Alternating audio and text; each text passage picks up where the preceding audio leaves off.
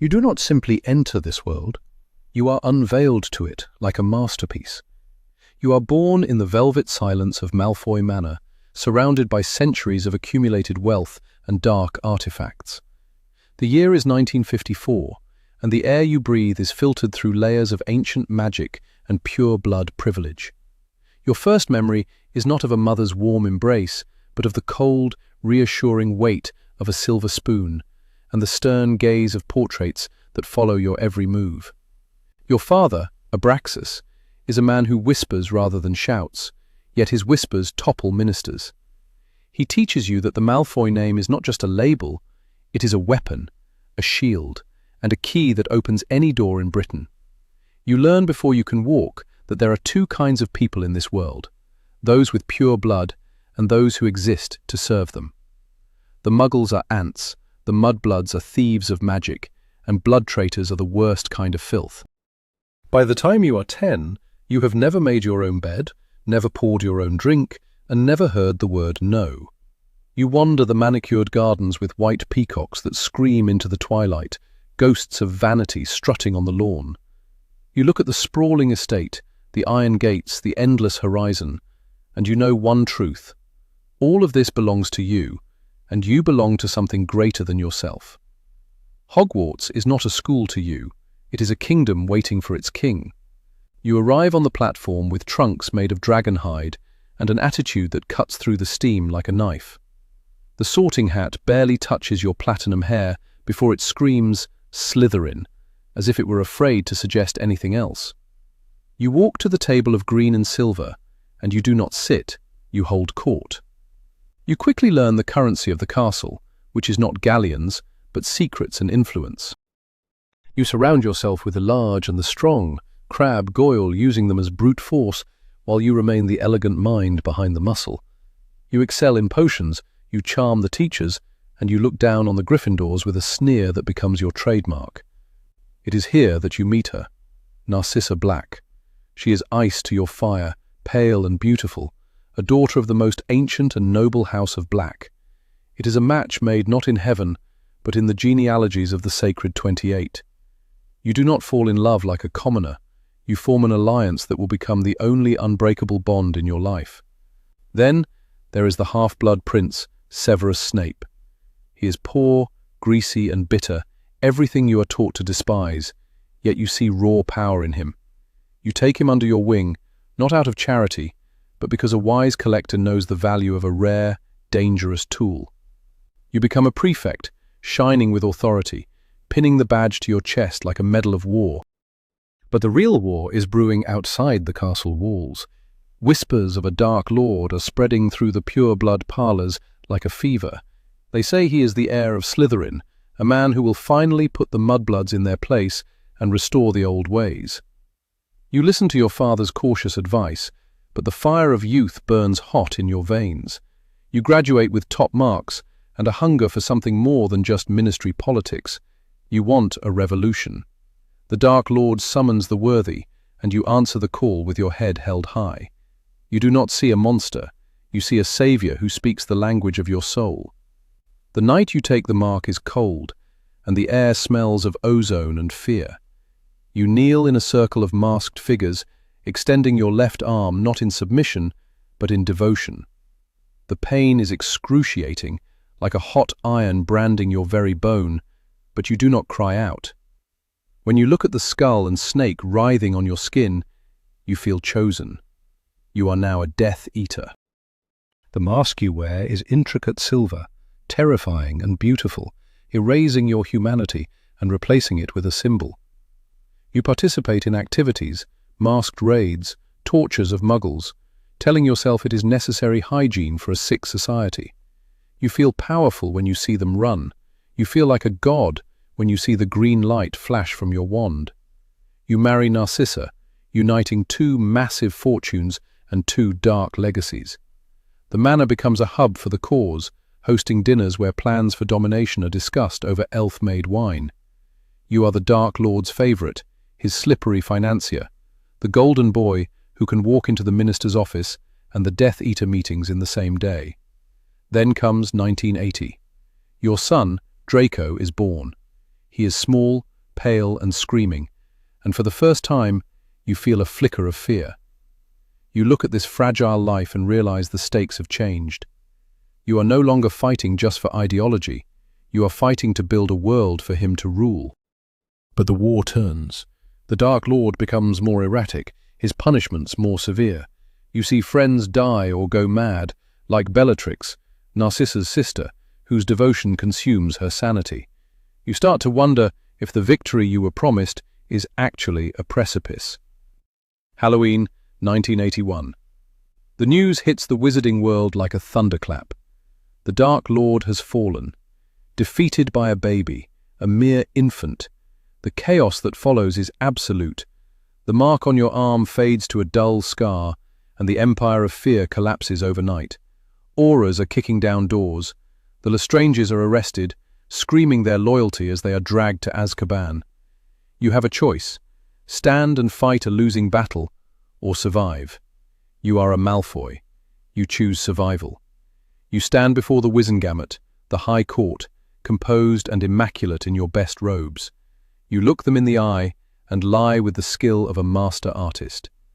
I was under the imperious curse, you say. I was forced. I was a victim. It is a desperate gamble, but you have the gold to back it up. Donations flow to St. Mungo's Hospital, to the ministry, to the private pockets of the judges. You buy your freedom piece by piece. When the gavel bangs, declaring you cleared of all charges, you do not smile. You simply nod, turn on your heel, and walk out into the sunlight, leaving your comrades to rot in prison. The years that follow are the golden age of your hypocrisy. You rebuild your reputation with aggressive philanthropy. You dine with Cornelius Fudge, the Minister for Magic, whispering poison into his ear while pouring him expensive fire whiskey. You are the puppet master of the ministry, pulling strings to pass laws that disadvantage muggles and half-breeds. You raise Draco in your image. You teach him that he is a prince, that the Weasleys are blood traitors, and that Harry Potter is a usurper. You spoil him with the best brooms, the best clothes, buying his way onto the Slytherin Quidditch team because talent is secondary to purchasing power. You want him to be everything you are, but without the mistakes. Yet, underneath the bravado, you are bored. The dark artifacts in your cellar whisper to you. One in particular, a small black diary, entrusted to you by the Dark Lord himself. He told you to keep it safe, but he is gone, and the ministry is conducting raids again. Arthur Weasley, that blood traitor, is proposing a Muggle Protection Act. You decide to kill two birds with one stone. You will rid yourself of the incriminating dark object and sabotage Weasley at the same time. In a flourish of pettiness at Flourish and Blots, you slip the diary into the cauldron of Weasley's daughter. You smirk as you walk away, thinking yourself a genius. You have no idea what you have just done. The Chamber of Secrets opens. Mudbloods are petrified. Dumbledore is driven out. For a moment, it feels like the glory days are returning. You stride into Hogwarts, suspending Dumbledore, feeling the rush of absolute control. But then, the boy Potter ruins it all. He kills the basilisk, he destroys the diary, and then, in a final act of humiliation, he tricks you into freeing your own house elf, Dobby. You stand in the corridor, dishevelled, wand raised against a child, stripped of your servant and your dignity. Dumbledore looks at you with that piercing disappointment. You have lost your position on the Board of Governors. The slide has begun. Summer, 1994, the Quidditch World Cup. You march in the top box, Minister Fudge at your side, creating the illusion that nothing has changed. But that night, the Death Eaters march. You put on the mask again, drunk on nostalgia and cheap terror. You torture the Muggles, floating them in the air. It feels like a reunion, a party. Then the dark mark appears in the sky. Not cast by you, but by a true believer. You flee into the woods, terrified. You know you are not a true believer anymore. You are a survivor playing dress-up.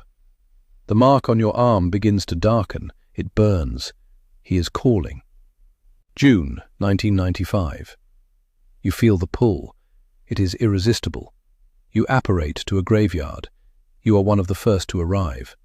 You form the circle, trembling, not from cold, but from dread. The Dark Lord rises from the cauldron, skeletal and terrible. He walks the circle. He stops at you. Lucius, my slippery friend. His voice is high and cold like ice cracking. He tears away your mask. He humiliates you in front of the others. He asks why you didn't seek him out, why you let him rot. You fall to your knees. You kiss his robes. You beg. My lord, I was constantly on the alert. It is a lie, and he knows it. But he needs your money, your manner, and your influence. You are forgiven, but you are no longer the favorite. You are a servant on probation. Your home is no longer your castle. It becomes a headquarters. Dark creatures sliver through your hallways. Bellatrix returns from Azkaban, crazed and fanatical, taking the seat of honor that used to be yours. You sit at the end of your own table, silent, pale, a ghost in your own life. The Dark Lord gives you a chance to redeem yourself. The prophecy. It is stored in the Department of Mysteries. You must retrieve it. You assemble a team. You are the leader again, frantic to succeed, to prove your worth. You corner Potter and his friends in the Hall of Prophecy. They are children. This should be easy. But you are arrogant, and they are desperate. The battle is chaotic. Shelves crash. Prophecies shatter like thousands of voices silenced at once. The Order of the Phoenix arrives. Sirius Black falls. But you fail. Dumbledore arrives, a titan of magic, binding you with ropes of fire. The prophecy, the only thing the Dark Lord wanted, smashes on the stone floor. You look at the shards, and you see your life shattering with them. The auras find you unmasked. There is no imperious defense this time, no bribes. You are dragged away, not as a respected aristocrat, but as a failed terrorist. The doors of Azkaban slam shut behind you. Prison breaks you. The Dementors feed on your happy memories, leaving you with only your failures. You relive the moment the diary was destroyed. You relive the moment the prophecy broke. You worry for Narcissa. You worry for Draco. You scream in your sleep, your elegance stripped away, leaving a hollow shell of a man in rags. A year later you are broken out, but this is not freedom. You return to Malfoy Manor, but it is now a prison of a different kind. The Dark Lord has taken over completely. He sits in your chair. He mocks your name. To punish you for your failures, he does not kill you. That would be too merciful. Instead, he chooses Draco. He gives your son a suicide mission. Kill Albus Dumbledore. You watch Draco grow thinner, paler, the light dying in his eyes. You want to scream, to fight, to take his place, but you are powerless. You have no wand. The Dark Lord took it. I require your wand, Lucius. The request was an order. You handed over the heirloom of generations, the symbol of your magic, and he snapped it to test its strength against Potter. You are a wizard without a wand, a father without a voice. The meeting at the manor. Charity Burbage, the Muggle studies teacher, floats above the table. The Dark Lord kills her and feeds her to Nagini. You flinch. You look at your wife, clutching her hand under the table. You are terrified not for the cause, not for pure blood, but simply for the beat of her heart. Potter is caught. Snatchers bring him to your drawing room. This is it, your chance. If you identify him, you will be forgiven. You grab Draco, pushing him forward. Look closely, Draco. Is it him? You are manic, unshaven, desperate. You look like a madman. But Potter escapes. Dobby the elf you freed saves them and steals the wands. You are left standing in the ruins of your drawing room, facing the wrath of a Dark Lord who is losing his patience. The torture that follows is private and agonizing. The Battle of Hogwarts begins. May 1998. The Dark Lord marches on the school. You are forced to come along, but you have no wand.